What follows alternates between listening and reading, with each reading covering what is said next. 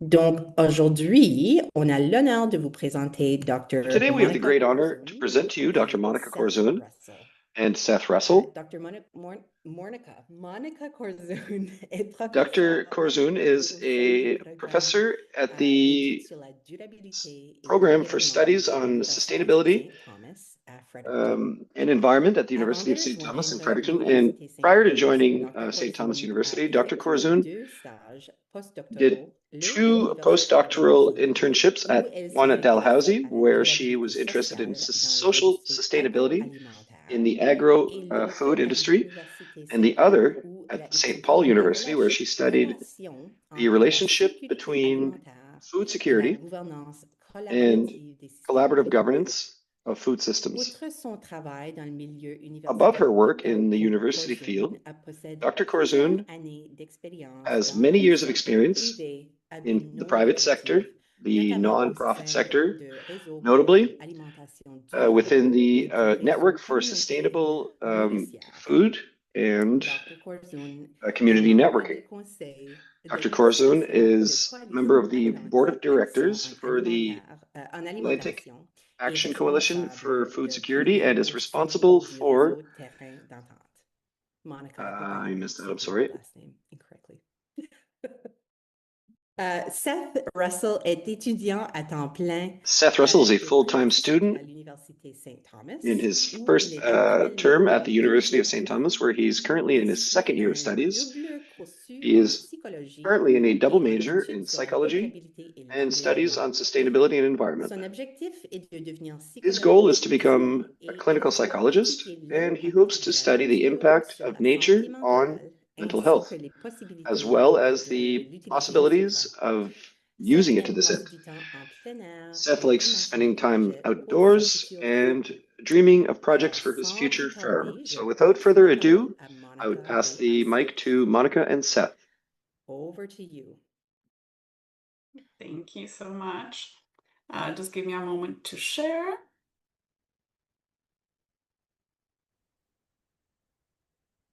That looks good. Thank you. So yes, thank you so much, Jill. Thank you, Mina.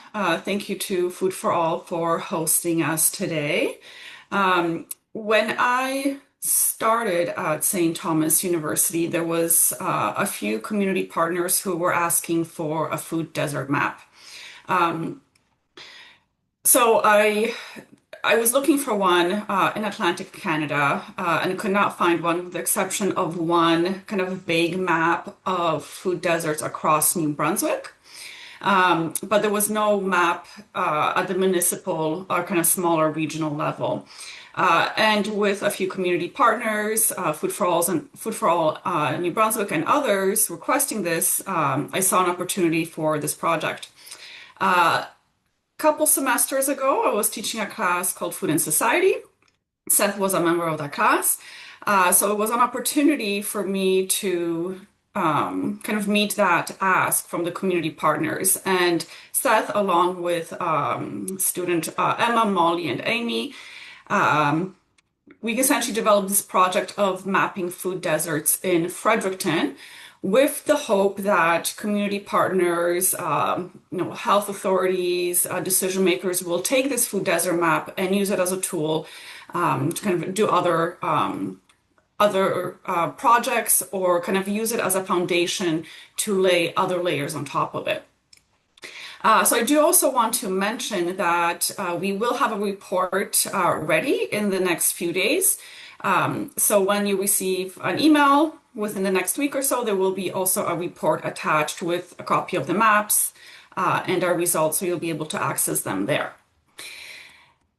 Okay. I will provide a little bit of, I guess, foundation before we get into the maps. So first, I do want to say that hunger and food insecurity are often used interchangeably, but they are two distinct concepts. So hunger is more the kind of physical sensation of discomfort when you haven't eaten in a while. It's that kind of physiological reaction. You might be feeling faint or your tummy's rumbling. Whereas food insecurity is more of a broader issue. For both hunger and food security, we do consider it as a social problem. So that means that as a society, we believe that it can be addressed either by changing laws, policies, practices, or social or cultural norms. So as I mentioned, food security is a much broader definition, and you have a definition there on the slide. So a situation that exists when all people at all times have physical, social, economic access to sufficient, safe, and nutritious food that meets the dietary needs of food preferences, which includes cultural as well, for an active and healthy life. And food insecurity is essentially the opposite of that. So a person can be food insecure without ever kind of feeling the physical hunger aspect. They might be eating enough calories, but relying on kind of nutritionally poor food to meet their dietary needs. Food insecurity also captures kind of the anxiety and the uncertainty around not knowing where your next meal is going to come from, or also the inability to access culturally appropriate foods, as well as things like stigma that come along with sometimes accessing food banks or emergency food providers. So hunger is one possible symptom of food insecurity, but food insecurity encompasses a lot more than simply hunger. So the definition that you have on the slide was a definition that was developed by the Food and Agricultural Organization. We see also a little bit of kind of progression or evolution in terms of food security. Initially, when it was developed in 1974 at the World Food Conference, it was treated more like a technical issue. So food insecurity was seen as essentially there not being enough food in the world. And so most of the solutions were about, let's just produce more food. Over time, we learned that it's not simply about the amount of food, it's more an issue of distribution, right? So in the 80s, in the 90s, we started to think about food security a little bit differently. That's a little bit more complex than that. And of course, thinking about kind of these broader kind of systemic factors like income inequality, urban planning, transportation, racial inequality, and of course, things like climate change as well. So taking all of that into account, this brings me to community food security. So knowing that food security and people's access to food is influenced by all these external factors, in the 90s, early 2000s, there was a large focus away from household food security to community food security. Many of the statistics that we hear in the media about food security, like about 30% of people living in New Brunswick are experiencing food insecurity, are statistics based on household food security. So this is a survey that's done amongst the Canadian public where we measure levels of food insecurity within the household. So questions are asked about, were you worried about where your next meal is going to come from? Did you skip any meals in the past 6 months? Those sort of questions. So individual or household level security we know is impacted by environment that they live in or people live in the neighborhoods they live in. So hence the focus to community food security. So community food security does incorporate household levels of food insecurity, but also takes into account infrastructure, resources, social conditions that are necessary for those residents to meet their food needs with dignity. So out of this concept of community food security, it gave rise to concepts of food deserts, food swamps, as well as food mirage that you might have heard about as well. So food deserts, again, kind of quick definition, areas in which nutritious and affordable food is not readily accessible to residents. Food deserts are neighborhoods where residents have a difficulty buying healthy foods like fresh fruits and vegetables because there's a lack of a grocery store or a supermarket, or even if there is a store, maybe they don't necessarily stock those items. Often residents in food deserts will have to travel long distances, to access fresh fruits and vegetables or kind of more nutritious food. Food deserts are measured in a wide variety of ways. Largely at the municipal kind of city level, it's often a kilometer, so 1,000 meters. But of course, it's measured differently in rural areas. So in rural areas, again, depending on the context, many studies in Canada that measure rural areas, it's about 16 kilometers. But sometimes it's also measured in time. So how many minutes or in very remote areas, how many hours it takes you to get to a grocery store. So it's measured differently depending on the context. One of the earliest studies in Canada that was done on food deserts was in 2008 in London, Ontario. I mean, there was a lot of studies done in the United States before that, but in Canada, it was early 2000s. And that study clearly demonstrated a link between neighborhood income and lack of food access. So residents living with low incomes, living in inner city had a clear poor access to supermarkets. In Winnipeg, there's quite a few studies done there, also demonstrated a clear link between low incomes and lack of access to grocery stores. But ultimately, kind of depending what city we're talking about, sometimes food deserts are more pronounced.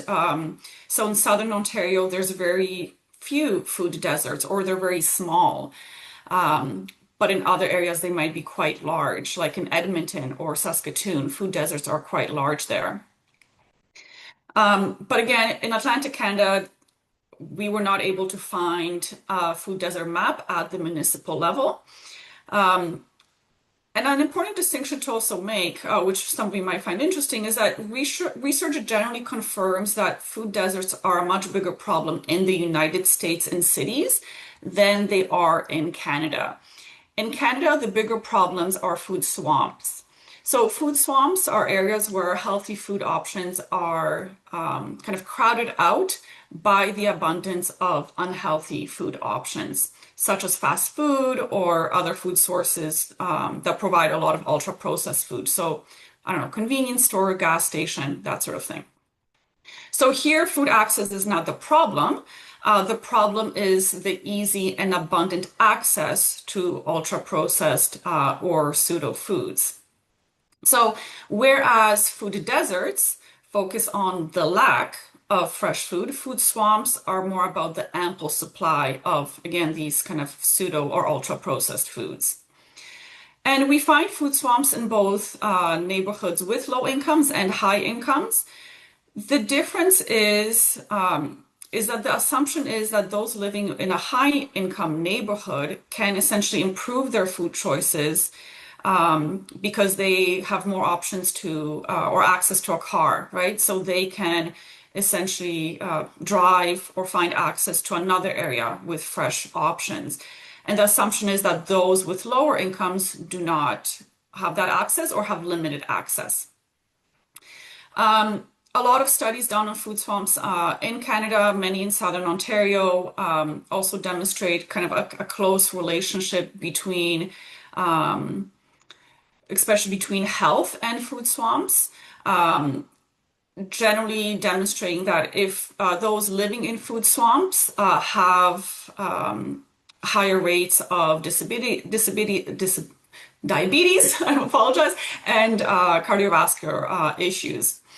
A study in Gaspésie in Quebec in 2020 found that most food swamps were located in areas that they refer to as disadvantaged or very disadvantaged areas. So again, food swamps located in areas with low incomes. In Winnipeg, Winnipeg study identified that those with low incomes had easier access to fast food restaurants, again, negatively impacting their health. And then finally, food mirage, where healthy, affordable food options are accessible to communities or physically are there, but are not accessible due to high food prices. So I imagine many of us kind of can relate to that now. Some studies will also focus or include cultural preferences in a food mirage too. So, meaning that there are grocery stores or supermarkets, but those stores do not provide culturally significant food. So that food may not be appropriate for those communities or for those residents. Many studies done on this in Toronto, especially as part of like gentrification across the city. Food mirages are often part of a bigger discussion related to food justice and food security, demonstrating that physical access alone doesn't guarantee food access. So just a little bit in terms of how food deserts have been used or discussed at the government level, community, and in academia. At the government level, especially at the federal level, it's been quite impactful in the United States.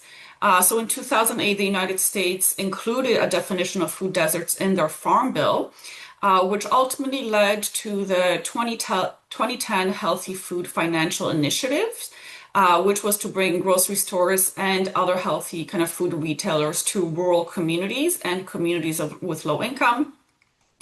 They also developed something called the Food Environmental Atlas, which is a web-based mapping tool that tracks various types of food environments in the United States. The Obama administration also put millions of dollars into an initiative that was to encourage retailers of healthy foods into food deserts with the goal of eliminating urban and rural food deserts across the United States.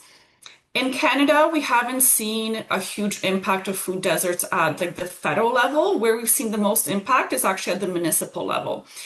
So many municipalities who had food desert maps created initiatives such as tax breaks to attract full service grocery stores to underserviced areas, or they developed policies to draw farmers markets, community gardens. There was kind of a big boom around healthy mobile food markets for a few years across Toronto specifically, again, with the goal of increasing access to fresh food. At the community organization level,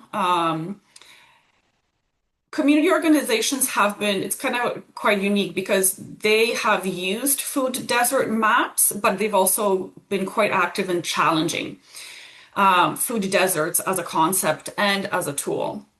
Traditionally, food desert maps tended to overlook community-driven food security strategies like small grocers, farmers markets, community gardens. So many organizations would take the food desert map and then expand it.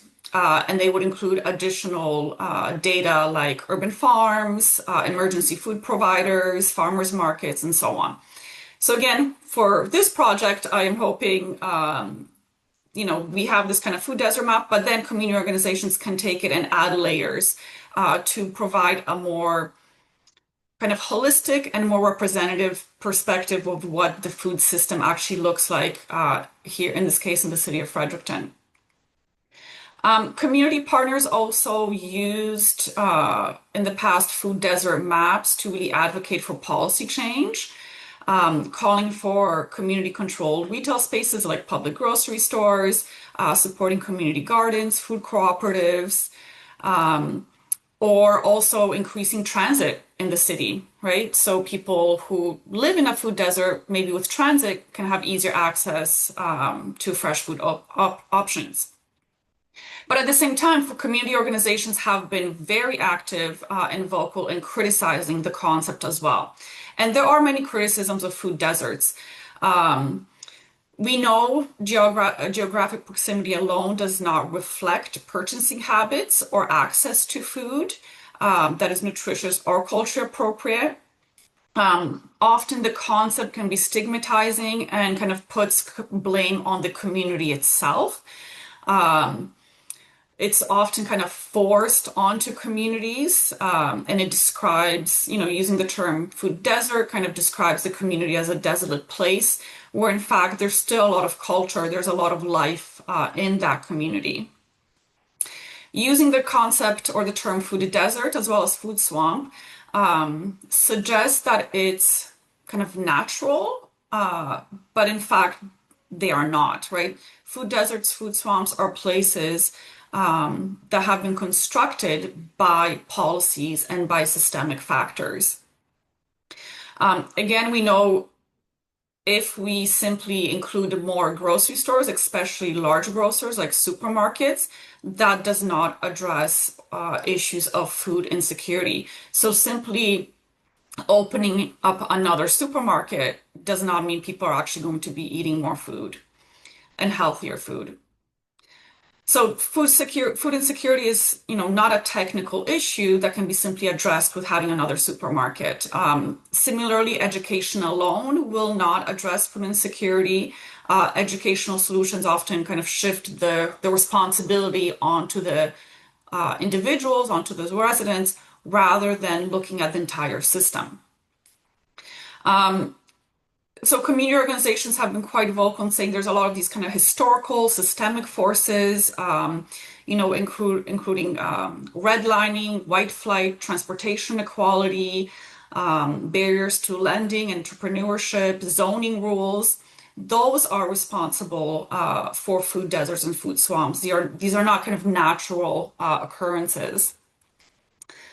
And finally, at the academic level, a lot of research is about, on food deserts specifically and food swamps, is making links to health, right? A lot of research focuses on how those living with low income communities, especially communities of color, experience higher rates of food insecurity. They're more likely to live in under-resourced and underserviced area. And this is what contributes to the difference in health impacts. So this emphasizes the kind of structural patterns like racism, discrimination in urban planning, and historical lack of investment in certain areas. And then finally, which some of you might find boring or interesting, is the methods of how we've actually measured food deserts over time. So most studies use Geographic Information System, or GIS, to analyze location, kind of the density of different types of food stores or food environments in an area. But there's also been an evolution of that and how it's used to kind of become more accurate over time. And Seth will kind of touch base on some of the methods used as well. A lot of research tends to kind of strictly define communities' conditions within like very formal borders. However, we know that in practice, people's perceptions of their neighborhoods or their environments might be very different. So many researchers will use GIS along with participatory or observational methods for kind of more richer, more accurate picture of food access and where people actually get their food. So this is how we want this research to be used, right? We've developed this food desert, but we want it to be a tool. We want it to be kind of the first step. So we're hoping that it will be used by others, including community organizations, policymakers, health authorities, and they'll be able to use this tool kind of as a base and add layers to it. So even though the concept has been criticized, it's often kind of oversimplifies issues, I still believe that food deserts can be used as a powerful tool. They help demonstrate issues around health inequality.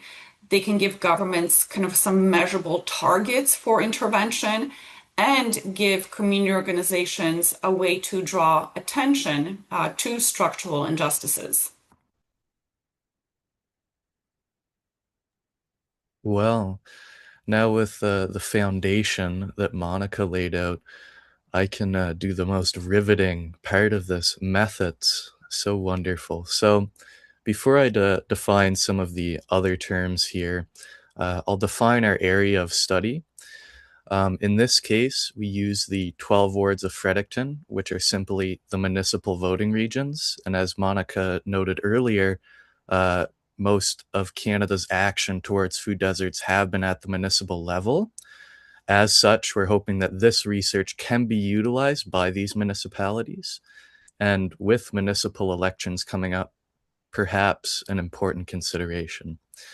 So we'll start with Now we'll get into the definition of what a grocery store means, because quite a vague concept. But other provinces actually have like policy in place that legally define a grocery store, and even convenience stores, fast food restaurants. Not New Brunswick. Nope. Had to create our own based on other studies. And what we arrived at was any permanent, non-seasonal retailer that sells fresh, unprocessed meat and produce. So I'll work through each of those components one at a time. So the non-seasonal and permanent component is important because having a stable and unprecarious location to ensure physical accessibility is important. Furthermore, it's in line with the component of food security to have physical access at all times. In this case, We lost you, Seth, for a second. yeah, I'm back. Okay. So, as I was saying before my computer rudely interrupted me, is generally being in line with food security as well, having a permanent non-seasonal location, because having physical access at all times, like I was about to say, it's not open all the time, but having a location that doesn't move, doesn't change, makes it more physically accessible. I'll put it that way. So generally, other Canadian studies, so the next component is fresh meat and produce, they noted the importance of fresh meat and produce. And in this case, they also act as a good indicator of infrastructure and food licenses to sell a variety of other goods such as milk, eggs, bread, and beyond. This kind of will come and be important later, but some studies actually just used dietitians to determine if a location was considered a grocery store, which limits the replicatability because one dietitian might say, yeah, that's a grocery store, another might disagree. So we kind of went with this more hard set operationalization of a grocery store. So the final component was unprocessed. And this, broadly speaking, Monika was mentioning it with food swamps. Hyper-processed foods are considered unhealthful often, or these pseudo foods.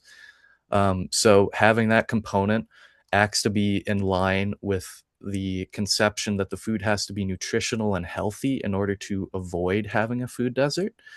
And it relates to food security in the sense that there's a requirement of nutritious food. It can't just be calorie dense food that isn't nutritious. It has to be real, like solid, nutritious food. So altogether, the definition, it acts to rule out convenience stores. They often fail to meet the fresh, unprocessed component. Moreover, it does also rule out farmers markets, which can be seen as a limitation because of the seasonal and non-permanent approach that often can occur. But regardless, it is still broad enough to capture small cultural stores all the way to large superstores. And because it was so broad, we did have to create the distinction between large and small. And in this case, if any store was owned by one of the big five, which are simply Loblaws, Sobeys, Metro, Walmart, and Costco, they were considered a large grocery store. And the reason we use the big five is because they make up about 80% of the grocery retail market in Canada. And whereas any store that was not owned by the big five, they were considered small. And as will be noted later, they're especially important for meeting the food preference requirement of food security and perhaps even social access, because these small stores are often cultural. Just a little seed for later. So, the area of study and grocery stores are defined. We needed a way to actually find grocery stores in our area of study and met the definition. So, firstly, to get a list, a general list, we use Google's Places API. It simply allows you to search for businesses in a geographical location, and it produces a list of those businesses. it has a wide variety of uses, but in this case, that's how we utilized it. And also Yellow Pages. I did read the whole book of Yellow Pages. Don't recommend that. Not fun in one bit. And it wasn't useful in this case either, because the Google's Places API actually provided like a very complete list, and it had everything Yellow Pages did and even more. But it was used by other studies, Yellow Pages, so to kind of be in line and replicate what they have done in the past, we used it anyway. The Places API wasn't perfect. Some locations were out of the area of study. That was easy to fix, though, very easy to note. Some weren't grocery stores, which is to be expected. I'll explain. We're only on step 1 still of 2 on this method section. Get there to actually like verifying it, but some of them weren't grocery stores at all, and it did miss a couple potential grocery stores. They did fail to meet the criteria, but they had to be found using general Google search or Google Maps. But like I said, they didn't even meet the definition. So we got a list. To actually verify these locations, I conducted field observations. So each possible store was visited in person and checked to ensure the definition was met. And in certain cases, I did collect coordinate data for the store using just the GPS on my phone. For many, though, there was accurate satellite data, and through the field observations, I knew where the front door was, so I could get the exact coordinate that way. But for instance, No Frills by Two Nations Crossing, that didn't exist in the satellite imagery, so I had to do the field observation to get the exact coordinates of the location. I did do a lot of walking, a lot of traveling to do these field observations, but can pretty confidently say I've been to just about every grocery store in Fredericton. And the field observations were done by other Canadian studies, so again, just trying to be in line with them. Now, number 3 of this method section, service areas. And very generally, they refer to any area one can reach from a set point with a set distance. For us, this was any area one could reach within 1,000 meters of a grocery store via the road network. And as Monika mentioned briefly, 1,000 meters is the general number considered walking distance in urban cities in Canada. It was used by multiple other studies. And walking distance is important as there is an assumption that those who are socially distressed, such as living with low income, discussed soon, cannot afford a motor vehicle, and thus locations beyond walking distance put more strain on an already distressed group. And I did mention we measured using 1,000 meters using the road network. It's simply a network-based approach in which the restrictions that roads place on people is accounted for. Other studies, such as the only other food desert study that is accessible in New Brunswick, uses a circular buffer approach, which is you have the grocery store, you draw a perfect circle around it with a set distance. If there's a mountain between you and that grocery store, you still have access. It ignores the geographic constraints. Some also use as the crow flies, which again, just measuring a straight line as if you're a bird. Unfortunately, humans can't fly. So we use the network-based approach to be more realistic to how people truly travel. So we have grocery store locations. We have hypothetical service areas, but you need a program to bring them to life. So we're on step 4 now. And as Monika, I think yes, right before this, most studies do use a geographic information system for mapping. Most often ArcGIS, which is a paid program. We decided to use QGIS, which is a free open source mapping software. Perhaps a little harder to use than paid alternatives, but free is free, and open source does offer more control. So ward boundary files of our area of study were the first thing that was inputted. And thankfully, it is provided openly and freely by the city of Fredericton.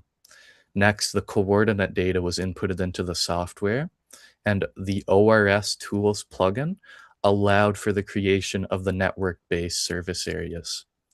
Now, from here, to determine how many people actually fell inside or outside of a service area, in turn, who had physical access, dissemination block data was inputted. This is from Census Canada. And dissemination blocks are the smallest geographic unit Census Canada collects data for. And using the software, the centroids were determined for these dissemination blocks, and a centroid, it's just the geographic center of a given region. So this method was used by other Canadian studies as well. And if any dissemination block centroid fell within a service area, don't worry, this is going to be visualized soon. I know it's abstract. Essentially, if a dissemination block centroid fell within a service area, that region and the people within it were considered to have access to the grocery store. And total population data was also obtained from dissemination blocks, as all dissemination block centroids that fell within the 12 wards were considered, resulting in a total population of 68,727. This is based on 2021 census data. Now, we had to add additional census data at the dissemination area level. And this is because dissemination blocks, because they're the smallest unit, people's privacy are at risk.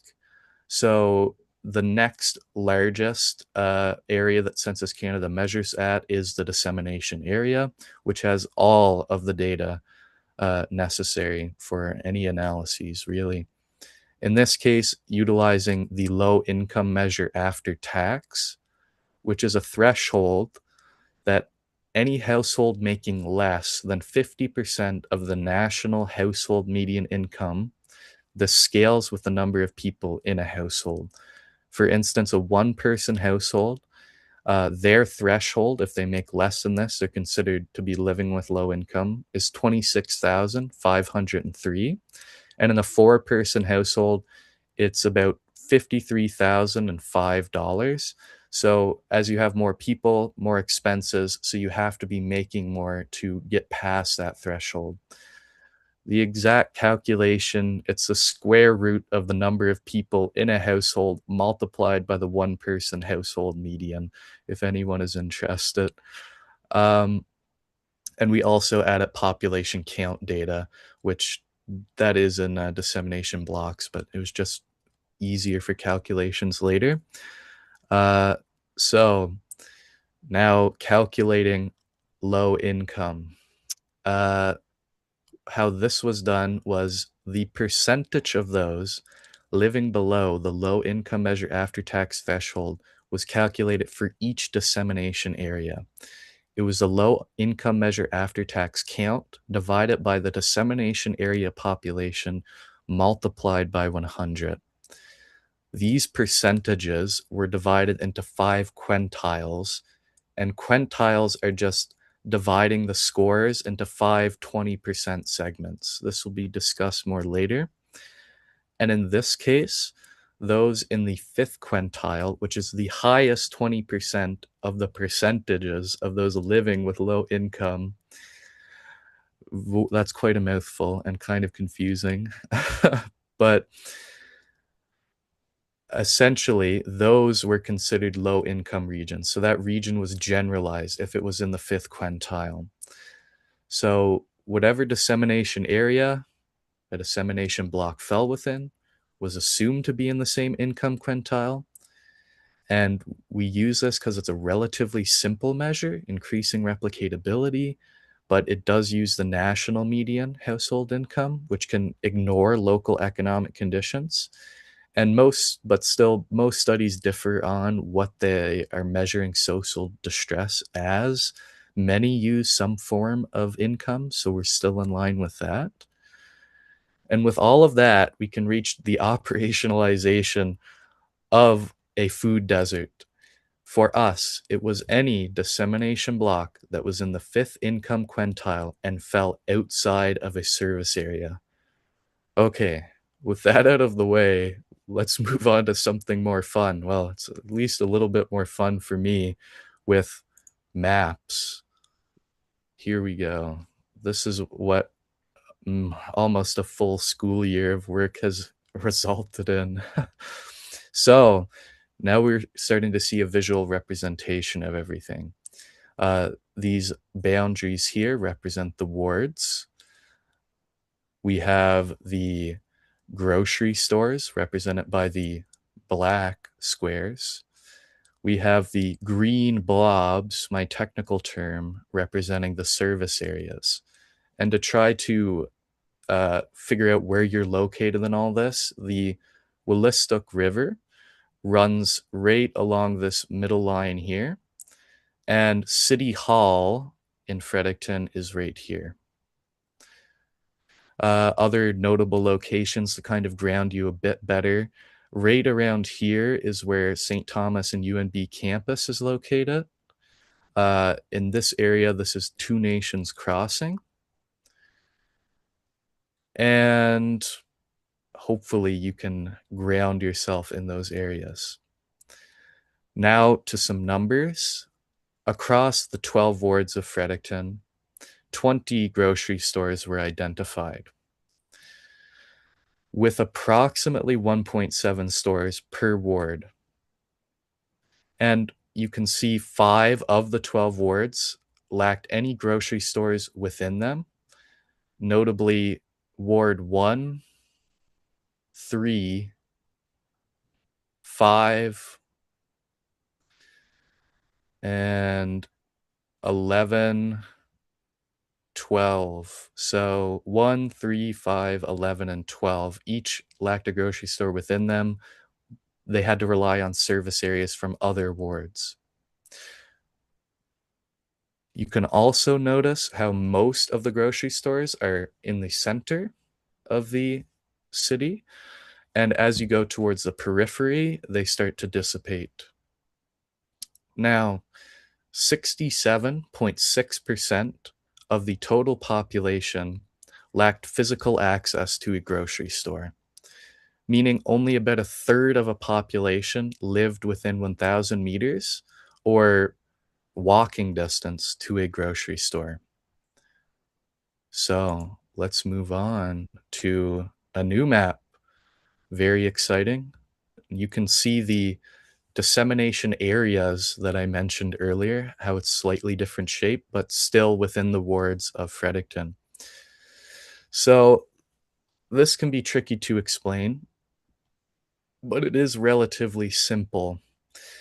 So this map visualizes the distribution of the percentage of those who fall below the low income measure after tax and thus are considered to live with low income. The percentages were divided into 5 quintiles, each containing 20% of the scores. For instance, the first quintile, represented by the white, you can see here, represents the lowest 20% of the scores. And in this case, what that meant was 0 to 5.7% of its population falls below the low income measure after tax, and the region is considered least distressed as very few are living with what is considered low income. In contrast, the 5th quintile, represented by the darkest blue, has the highest 20% of the scores, or about 19.5 to 37.2% of a region's population falls below the threshold, in this case representing the most distressed regions. You can see the darkest blue here. And as such, those were the only areas that were considered low-income regions. Now, with all that out of the way, here are some statistics. So 25.6% of the population was considered to be living within a low-income region. Of this, approximately 17,000 people within these regions, 46.6% lacked physical access to a grocery store. And you know what that means? Low income, lack of physical access, food desert. And that brings us to our final map. So And now, Seth, I just want to give you your 10-minute left indicator, just so you have it. perfect, thank you. This will be relatively quick to wrap up. So the yellow regions, this is now dissemination blocks, represent food deserts. 11.9% of the total population is considered to be living in a food desert. Hopefully you can locate yourself in one of these regions, or hopefully not, but attempt to. Now, as mentioned, approximately 17,000 people live in a low-income region. Of that, as mentioned, approximately 8,000 or 46.6% live in a food desert. And of the remaining about 9,000 or the 53.4% left over who were living in a low income region, but also living within a service area, so I'll try to put this the best I can. Of those people who were in a service area and in a low income region, 56.7% were solely served by a small grocery store, while large grocery stores solely served 29.7%. The remaining 13.6% was jointly served by both small and large grocery stores. So I'll try to run through this quickly. This is Victory Meat Market, and then you have your Superstore and Sobeys, and only the regions that are not darker green, because that shows overlap, is considered solely serving. So, and these darker green areas are the jointly served, the lighter green is the more solely served. Try to not run out of time. We have Batar Market Convenience here as well. This is an important cultural store, which I will mention more in a few minutes. So I believe that's everything that needs to be covered here. And just quickly to recap what I said, because I know there's a lot of numbers. So we identified 20 grocery stores in Fredericton, about 1.7 stores per ward. 67.6% lack physical access to a grocery store. 25.6% of the population lives in a low-income region. 56.7% of those living in low-income regions are serviced by small grocery stores alone. 29.7% of those living in low-income regions are serviced by large grocery stores. And 46.6% of those living with low-income regions live in a food desert. In total, it's about 11.9% of the total population lives within a food desert. Thank you, Seth. I know we're running out of time, but I'll give myself a grace period of adding 2 more minutes to my time so I can go over this quickly. But No problem. thank you. Yeah, we have kind of based on these numbers, which I think are quite significant. Our recommendations is, well, first, basic income guaranteed. Fundamentally, food deserts are a problem of affordability just as much as they are as proximity to a store. So again, simply adding a supermarket to an area that's underserved will not improve access if residents cannot afford the food that's being sold. So basic income guaranteed is essentially an upstream structural solution. And for many researchers, anti-poverty activists, it's a promising policy tool of addressing food insecurity. And some of the numbers Seth presented really demonstrate, as other research has, that many people living with low incomes are serviced by small grocers. It is not the Loblaws, it is not the Costco's, it is those small grocery stores. So I think providing more support to small grocery stores is very, very important. Again, we have to kind of shift that narrative away from, if we have a food desert, simply solving it with another large supermarket. Large supermarkets are clustered, so they don't actually technically extend kind of the service area. Small, local, culture appropriate food stores, when they're properly supported, are more efficient and more effective. They're more trusted and more embedded in their communities, and therefore they're more likely to actually service its members than supermarkets. I don't know if, Seth, you want to take a moment to talk about kind of the cultural significance of one of the stores that you visited. Yeah, I have a couple good examples. Batar Market Convenience and One Nation Market, which is actually halal. When I was doing my field observations, the people there were speaking their native language, buying their native cultural food.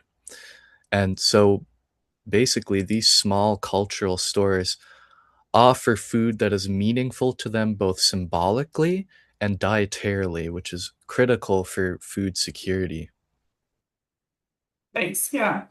So, I mean, there's a lot of, again, a lot of studies kind of really ignore or underestimate the role of small grocery stores. But again, they really do play quite a significant role in addressing food insecurity, especially from the cultural aspect. I know there's a lot of discussions now around public grocery stores. And then I would encourage, based on our research, encourage decision makers to really consider the cultural components if they want to use public grocery stores as a way of potentially addressing food insecurity. And again, rather than focusing on large grocers, we can also use smaller spaces like corner stores, gas stations to improve access to healthy food options.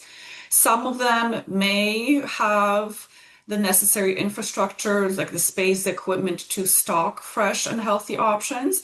And again, there's a lot of kind of research that demonstrates that utilizing those spaces, again, is more efficient at serving communities with low incomes than a large grocery store. And finally, I wanted to touch base on kind of shifting the dialogue away from food deserts to food apartheid. Based on the criticisms of food deserts, we're kind of transitioning our language to talk about food apartheid. This is a term that was developed by Karen Washington in the United States. She's a farmer, a food activist, anti-poverty activist. And essentially the term encourages us to think about those underlying issues, those systemic forms of inequality and injustice in the food system. And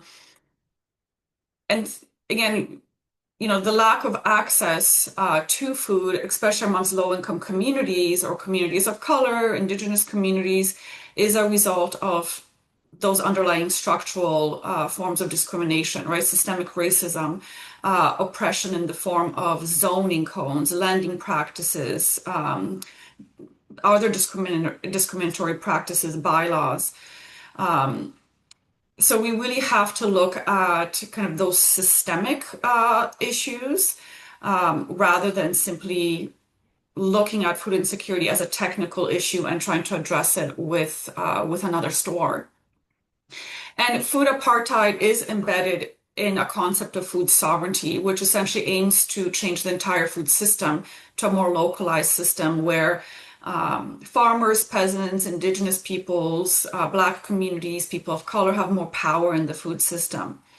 And under food sovereignty, we also really want to work with nature rather than against it. This matters because climate change does impact our food system and it does impact food supply chains. So as climate destabilizes, we will increase the risk of food deserts and we'll face more food insecurity.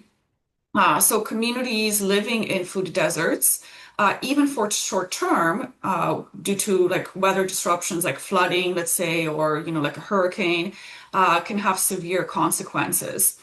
So food desert maps and climate vulnerability maps tend to overlap significantly. This is another way that our food desert map can be used, is overlaying with climate vulnerability. And research that has done this in the past shows that low-income communities tend to have lower access to food, to healthy, fresh food, but also are more vulnerable to climate disruptions. So the communities that are least equipped to withstand climate disruptions are often the ones who are struggling with food access. So making food desert mapping, a very useful tool for that, for food planning, but also climate resilience planning. So some key takeaways, really around the language, how we define problems is important. The concepts we use, whether it's, hunger, food security, food swamps, food apartheid, really would shape the sort of solutions that we get, right? It will really determine whose needs are met and whose needs are ignored. Again, food deserts are just a tool. They could be a very valuable tool, but we really have to understand the gaps as well. And again, hopefully, working with a lot of community partners and people will take this map and really use it as a foundation and add more layers to it that will give us a more kind of concrete picture of what's happening. And then, of course, policy tools addressing systemic issues is absolutely central. Food insecurity is a symptom of deeper inequalities, as are food deserts, and policies that address those root causes is what's going to produce lasting impact. So thank you so much to Food for All for this. Thank you for everybody in attendance and to everybody who helped us produce this map. I'd like to also give a thank you to my friend Jacob, who came along with me on many of my field observations. So thank you, everyone, for coming. Yes, and my goodness, very enlightening and thorough work that you both undertook to complete this project. Thank you so much for presenting on it, Seth and Monika. And I'm always pleased to have lots of time for Q&A. There were some questions that came in the chat as you were speaking, and we have a little under 30 minutes for Q&A now because our presenters were so good on their timekeeping. Excellent work. So I'll invite a couple of folks to ask their questions. We want everyone to have an opportunity to ask anything that came up as questions for Seth and Monika. You can either unmute yourselves, perhaps raise your hand since we have a few, or you can feel free to write your question in the chat. And I just wanted to give a reminder that we are recording today's event. We will be uploading this video to YouTube and sharing it with the rest of our network. So if you unmute to ask a question and you have your video on, you will be part of the recording. You could have a 10-minute Food for All moment of fame, perhaps. If you don't want your face to be recorded, you can turn your camera off before you ask, or just write it in the chat. And so I would like to invite Eva to ask her question. She asked a little while ago, just in relation to, I think, some of the review that you were doing and how foods are categorized or identified. Eva, did you want to ask your question, or do you want me to go ahead? I do. Oh, great, thanks. Assuming, of course, you can hear me. Yes, we can. Yeah. It was with regards to mirage swamps and deserts. So I guess it was the food mirage. Does that take into account the fact that unhealthy food options tend to be cheaper as well than healthy food options? Is that something that is considered in your definition, or because it is kind of like grocery stores appear plentiful, but access to healthy food is limited due to high prices, or the fact that it's, yeah. Is that something that you have considered at all? That's a good question. Well, in terms of food mirage, researchers will use it differently. Most of the time, it is simply looking at the cost of like healthy, more nutritious, what we consider healthy, more nutritious foods, and the fact that it's physically there, right? Like the store is there, physically it's on the shelves, but because of the price, it is not accessible. But as I mentioned before, there could be other factors like, the lack of culturally appropriate food. Whether the cost of like ultra processed food is taken into account, I haven't seen that around research around food mirage, because again, the idea is that, food is there, but really you still can't access it, right? Yeah, that's I could add a bit like food swamps. That's where I have seen people mention affordability in the sense that when I'm overwhelmed by fast food and convenience stores, sometimes they are actually cheaper than the alternative. So food swamp and food mirage can overlap. All of these concepts certainly can. But yeah, that it's a good question, a fair question. Everyone disagrees. I'll say that too. They tend to be like, I like my food swamp definition, or I like my food desert definition. It's a very convoluted, but generally speaking, yeah. Thanks. Eva, does that answer your question? Yeah, it does. Yeah, thanks. Charlene asked, Charlene Lambert, I don't know if you're there, Charlene, or if you want to ask your question yourself. But she wondered about food delivery services. I don't see her popping up. So I'm going to go ahead with it, Charlene. What about food delivery services? Can they help to get healthy food in areas that are currently underserved? I guess I would it would depend, like in terms of clarification. Is it food delivery services that you pay for, right? Because then that would put an additional cost. Which again, if you're living with a high income, it may not matter. Again, the assumption is that even if you live outside of a service area, but you have a high income, it really doesn't impact you, right? So those living with high incomes are not really impacted by their food environments as much as those living with lower incomes, because they would have either access to a car or yeah, can take a taxi or can get their food ordered, right? And if there's a delivery fee, it doesn't really impact them, right? But the assumption is that those with low incomes, they have less options. So therefore, they're more impacted by the food environment, right? And so ultimately, if they're living in a food desert or even if they're living in a food swamp, it has a much higher impact on their health because they have less options to change the food environment in which they live. So I guess my response would be kind of depends on what food delivery system you're speaking about. If it's one that you pay for, no. But of course, there's many community organizations that provide delivery, like to seniors, that sort of thing. So seniors may not, or people with living with disabilities don't necessarily have to leave if they don't feel safe that they can leave their place, right?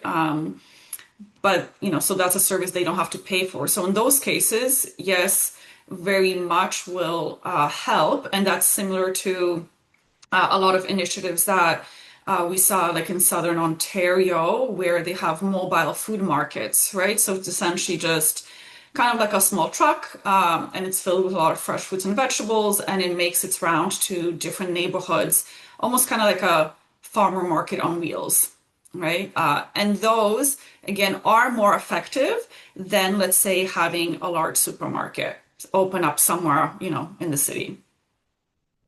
Yeah, one thing that just brought to mind for me too is the idea of dynamic pricing, and I know that there was something being done around PC Express, for example, and being able to search some of the prices for food items in parallel. So one person did so with a partner, and they looked to see what kind of dynamic pricing looked like.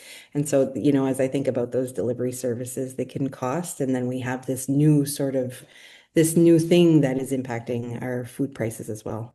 Heidi LeBlanc pointed out that some places have no taxi or delivery services like in her region. So for New Brunswickers, it would look very different. Um, Eva asked if we have the link for the study from the Gaspésie, and I wondered if that would be in the report that you'll be sharing, Monika. Yeah, absolutely. Yeah, and I can share the link separately as well. Wonderful. Thank you. So Cedric Thévenin, I hope I'm saying your name correctly, Cedric. A question from me, I guess, with the method presented today, most of the rural areas, Kent County, for instance, are food deserts in New Brunswick. What do you think? Eva Oh, says, yeah. yeah. Go It ahead, would Seth. be for sure, but when you step into the rural area as well, your distance changes to 16 kilometers instead of 1 kilometer. So generally speaking, yeah, from like the food landscapes at like a anecdotal glance I have looked at, yes, there would be so many food deserts, but we treat it Fredericton as urban, and as such, the distance was 1,000 meters compared to more rural areas, which would be 16 kilometers, which would change, you know, th the measurement entirely. Yeah, agreed. Most of New Brunswick is rural, but yes, how we would measure it would be different, and therefore the solutions would also be different, right? Um, I mean, in the context of Fredericton, and in many municipalities, like smaller grocers are quite significant. In a rural area, yes, having either, numerous smaller grocers or a large or just one singular grocer could have a huge impact. And we've seen this happen. Um, where was it? Was it in was it Spring Hill? Where a grocery store like burned down, right? Had a huge impact on, communities now had to drive about 40 kilometers to get to the closest grocery store. Um, there's a lot of the kind of other layers of complexity also in terms of there's been cases in the past where a grocery store, especially from like a large chain like a Sobeys, let's say, decided to leave the rural community, so that those rural communities are no longer have access to a grocery store. And the additional issue or layer is that in the leasing contract with that landlord, Sobe said, once we leave, another grocer cannot open in the same location for the next 10 to 20 years, right? So then that store also prevents a future grocer to open in the same location. But then we know in rural communities, well, where else are you going to put in that infrastructure? That's going to take years, that's going to take resources. So there's all of these other layers that are barriers that are built into into the food system that Mm, put a lot of people at a disadvantage. yeah. And I think other restrictive covenants similar to that, where if there is a large grocer, that sometimes the zoning policy will be that within a certain number of kilometers, no other grocers can open. So sort of, there's all of these barriers being added that way. Suzanne Fournier has her hand up. Suzanne, I'm going to pass it over to you for your question. Hi. I'm gonna push back a little bit on the seasonality question because I know you I know you all. Um, I guess, representing the National Farmers Union, I do have to push that, we do have a lot of fresh food access, even though it is seasonal. And obviously, this is New Brunswick. We cannot produce, 12 months of the year. It would be great if we could. So there, obviously, I mean, fully understanding in food security, we want people to have access to fresh food at all time, not suggesting that we want to limit that. But I guess what I'm wondering is, can we expand those definitions on seasonality of access to fresh food if there are also complementary access to community food kitchens or food literacy programs that help preserve, can, freeze a lot of that fresh food that can be eaten later in the year that is still fresh and local?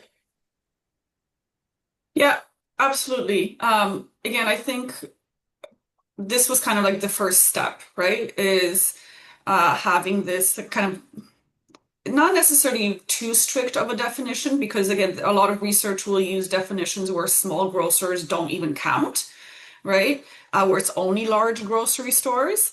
Um, yeah, and there was, and maybe Seth could speak to that a little bit. There was a lot of grocery stores that like almost met, or food environments, food outlets that almost met the definition, but not quite yet, or didn't because of, they maybe didn't have what we would consider like fresh meat or something, or fresh fruits and like there were frozen fruits and vegetables, right?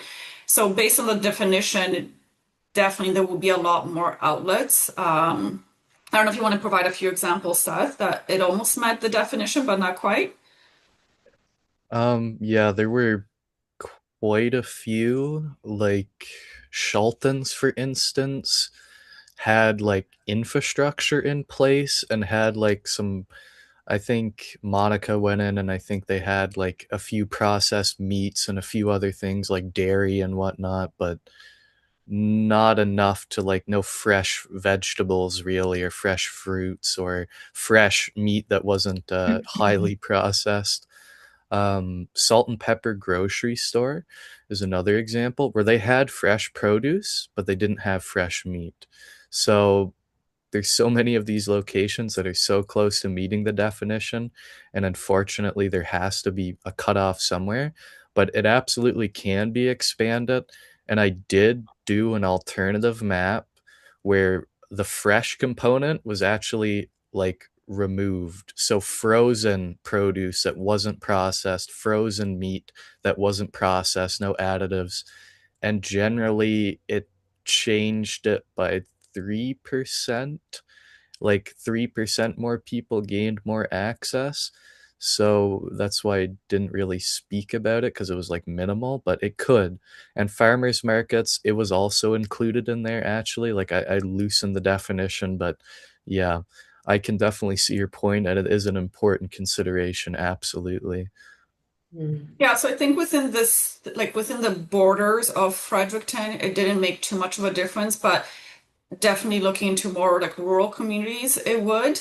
But again, I encourage community partners, take this map and add that layer, right? Like add the layer of the farm stands, of the farmers market. We're kind of providing the base and yeah, and maybe over time, yeah, we can add more of those layers as well, right? And one of the barriers too for like for us as researchers is having the list, right? Like having a concrete list. So some of them, farmers market is quite easy, but having a list of people who, let's say farm stands, right? Having that list would make things a lot easier for us to then add those layers, right? So there was a lot of things that we kind of wanted to do, but because we didn't have the list or would take so much time to obtain the list, it made it a lot difficult to add those additional layers. And knowing Seth had to read the entire yellow pages, I like the work that went into determining these assets. It was pretty significant. There's some great comments coming in the chat. I mean, Katie Lindsay is talking about growing up in a rural area without grocer competition, food within a single store, and she says she finds it significantly more expensive. So in her rural community, there are a lot of elders and folks living on fixed incomes, so it's difficult. And then, we've got people chiming in just on the distance in between their home and stores. I see Heidi says 25 to 35 kilometers. Katie says 17 kilometers apart. I know that there were some Southeast New Brunswick studies that indicated even greater lengths. I think people's average travel or average distance to travel was 40 to 50 kilometers back in 2017. So there's some large barriers in place. Yeah, and I do want to, you mentioned, Jill, having the kind of, especially in the rural communities, having like the one store, often food is more expensive. Similar is the case in kind of smaller grocers across the city as well. They often are more expensive. This is where there's a parallel with the discussion around the public grocery stores. And it's unfair, as we know from the study. Many people living with low incomes are serviced by the small grocers, but often food is more expensive there, right? So it's like an additional burden. Yes, we have this access to the store, but it's also more expensive. There is some research to indicate that people will shop around and they'll kind of travel to different stores to get the deals to try to save money. But again, we're assuming that people have, access to a car that can easily kind of get around. What is missing for me in kind of the discussion around like public grocery stores is, often people will say, well, large grocers have the purchasing power, right? So they often will get food cheaper compared to small grocers. They don't have as much purchasing power because they don't buy large, consistent volumes. Something that's missing in the discussion, which I haven't heard anybody say, is that there are policies. Canada had policies in the past where essentially where it was illegal for a wholesaler or distributor to sell cheaper to large grocers versus small grocers. They were supposed to sell, the same kind of, it didn't matter if you're buying in large bulks or whatever, everybody got the same price, right? Those laws were taken away about like 10, 15 years ago in Canada. United States still has those laws in place. So there are policies that the government can implement, like generally we call them grocery fairness pricing policies that will give more purchasing power to small grocers or at the same level as large grocers, right? So this sort of argument of public grocery store or small cultural stores can't be as won't be successful because of the purchasing power, we can change that with policies. And we had that in the past, right? These kind of antitrust policies. But that's something that people aren't bringing up, right? So with the right support system, small grocers or public grocery stores can be just as efficient in having the same prices as the large grocers. Thanks for that. There's some resources in the chat as well as another comment. Jennifer Terrio mentions a community co-op. Their prices are a little higher, the variety is a bit limited, but one of the communities has a chance to have 2 farmers markets in the area, and they have created a solidarity box for lower income households to access. So it's sort of just interesting to see the way that community always comes up to identify those solutions. And I think it's a really important distinction you make about, do we need an entirely new public grocer system, or what do we have that's existing within these communities, right? Some of these small, Yeah, and independents. Yeah. in the past, farmers markets were seen as quite elitist, right? Costs were very high. It was only a certain demographic of people that attended farmers markets, but we're seeing that's no longer the case. More and more research, kind of challenges and debunks that myth that farmers markets, kind of local food spaces are elitist. There was recent research that came out of Dalhousie that demonstrated that certain food items are actually cheaper at farmers markets than they are at grocery stores, or especially large grocery stores, right? I mean, large grocers are really tied to kind of what happens internationally. Local farmers, maybe not too much or not to that degree. And so they're able to provide items, at a fair price. And price inflation at farmers markets, at least from this research, was much lower than price inflation at large grocers. So there's definitely a lot, it's a lot more accessible than it used to be in the past. And I think a great segue to, I think, to a couple of resources shared by Suzanne Fournier. So one that she mentioned, the Alt Grocery Store website, which I think was developed during COVID. Suzanne, you can chime in to correct me if I'm wrong. But that shows, it provides a list of grocery stores of different places to access food. But then also this Fair Food Prices report published by the NFU, which I think links to some of what you were just talking about, Monika. Yeah, absolutely. NFU and Food for All has great resources. I encourage everybody to check them out. Thank you. Are there any other questions? We still have about 5 minutes for a couple more questions. So if anybody has anything on their minds, now is the time to ask. Cedric, I will hand it right over to you. You can unmute yourself and ask your question. Yes, I would like to know if you intend to make other maps in New Brunswick. Yeah, I mean, this was a project, started off as a class project, and then Seth really kind of took it with it and put a lot of effort and time into it for essentially an entire semester to do this. It would be, I think based on the method that we use, it would be really difficult to do that in other cities unless there's funding provided. Seth, you can add to that. I won't say no. Me personally, if there's money out there, if there's people who are interested, let me know. But it takes a lot of work because I had to travel like all of Fredericton and go to every single store. And I think my list was like 40 possible grocery stores, and then to cut that down to 20 by through verification. So it's a very time consuming process with the current methodology. There's lots I'd like to improve, other ways of going about it, but I won't say no to doing more maps. It certainly opens the door for more having this one. This is like the icebreaker for future food environment mapping in New Brunswick and Atlantic Canada generally. Yeah, but thank you, Cedric. It's for the question. There have been others who asked, especially like in Moncton, St. John, to do something like that. But yes, it takes a lot of time. Seth is running out of semesters to do this work at the school level. And I think if you'll allow me a food punt, like the appetite is strong for this work, and I know within our within Food for All, we're exploring ways of developing these food asset type inventories, and I see there's so many connections there. Katie Lindsay just says, if you choose, we can work with you at the commission. So the regional service commissions having that ability to do mapping, that I think Yeah. there would be many community partners that could, assist in some of the heavy lifting.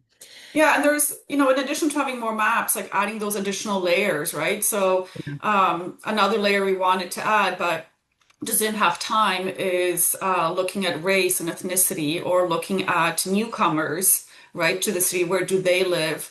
A food bank or emergency food provider, if they keep data, they can overlay our map with, well, where do their clients come from? Do a lot of their clients come from food deserts or not, right? So there's all of these additional layers that will just add more nuance and really will kind of paint the picture of the food environment in that given area. Yeah, for sure. Well, if there are no further questions at the moment, I'm looking at the time, and I think that this brings us really close to the end of our What the Food webinar. So before we end, I do want to say a huge thank you to the New Brunswick Department of Health, our funding partner, to Patrick for his interpretation services, to Maria Brideau, who has been helping us record our events as a friend of Food for All and volunteer. And to Seth and Monika, of course, for your excellent presentation and for your work. And of course, the time you're taking here today and answering questions and sharing the work with us. And we wouldn't be able to end without saying a big thank you to all of the folks that have arrived here today to participate and learn a little bit more about food systems in New Brunswick. So in the chat, we will be putting a link to a short survey. We would really love to hear feedback on today's event. It helps us plan excellent events in the future that are useful to individuals. We want to know, what are you interested in knowing more about? What makes you say, what the food, and tell us so that we can help to plan and organize these for you. We'll be sending everyone the recording, the survey link, and etc. Via email very soon about in the next week. And if you haven't already, please sign up for our newsletter that will keep you up to date on our upcoming webinars and projects, other events and opportunities and resources related to food security in New Brunswick. And before you go, I want to hand the mic back over because Seth, Monika, before we close, is there anything, I want to give you the last word, anything you'd like to leave participants with? Any last thoughts? I just want to encourage, we'll have the report, so please read that, please share. And really, if you are able to and have the capacity, please use this as a tool to expand further so we have more knowledge about what's going on in our food environment. Mm-hmm. Yeah, absolutely. I'd also like to add, anyone is able to do this kind of mapping. The stuff is there, very steep learning curve, but like go out, map your food environment. If anyone's interested, I have like the raw coordinate data with CSV files. If someone can reach out to me somehow, I'm sure. I'll be happy to give that to you, but yes. For sure. And we, of course, are here if folks would like to be in touch with Monica or Seth, please reach out to Food for All. And I would note that municipal elections are coming up in the next few weeks. Of course, we don't have food desert maps for the entire province, but I think these are useful tools in sort of chatting about the importance of our food systems with leaders that will be coming into the fold and making decisions for our communities. So Yeah, thank you. absolutely. Yeah. If you care about food, policies, is getting involved in politics is definitely a way to go. Mhm. So thank you again, everyone, for being here. Monica and Seth, thank you again, and Thank you. have a wonderful end to your day, everyone. Bye for now. Thank you, everyone. Bye. Thanks. Bye-bye. Bye.